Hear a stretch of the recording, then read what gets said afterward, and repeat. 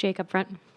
Jake Fisher, Bleacher Report. Draymond, I'm not saying it's why you struggled tonight by any means, but I found listening to your podcast recaps the last couple of games pretty interesting. Are you conscious at all of what you're saying about the X's and O's, the game plans, the adjustments could be making their way back to Boston staffers and influencing their decision making at all?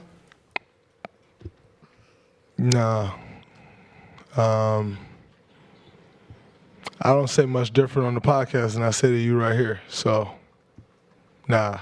What's the X's and O's that I said on the podcast? You all right? Yeah, actually, the only real thing I noticed that really stood out was you talked about how to cover White, Smart, and Horford differently between games 1 and 2. That was really the only. Oh, yeah, that was just contesting shots. If that's X's and O's, then you reaching for something. It's all good, though. Keep going. Reaching heavy.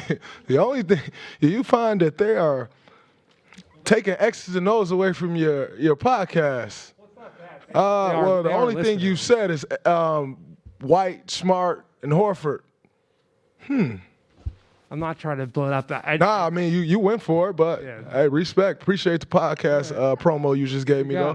The Draymond Green Show. Next time, just mention it that way. You got it. All right, bet. Monty in the middle here. Draymond, what most disappointed you about the way you guys played tonight and yourself? I was soft. That's what was most disappointing to me for us. The reporter brought up an interesting point. It just doesn't apply here. Now, you need to be conscious of that in the future, maybe.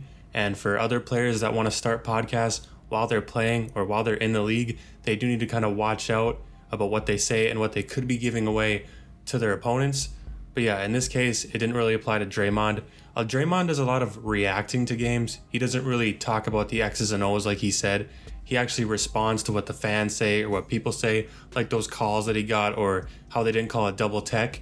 He reacts to stuff like that, which is why he's right. It's not very different from what he says to the reporters. The reporters ask him a question and he answers it. On his podcast, he answers the fans. So yeah, it doesn't apply here. It was a little bit of a reach. He did only have 2 points, but that's all on Draymond Green. That has nothing to do with his podcast and also has nothing to do with the Celtics' success. But that is all I have for this video. Leave a like if you enjoyed it and subscribe for more NBA content just like this. And I will see you in the next upload.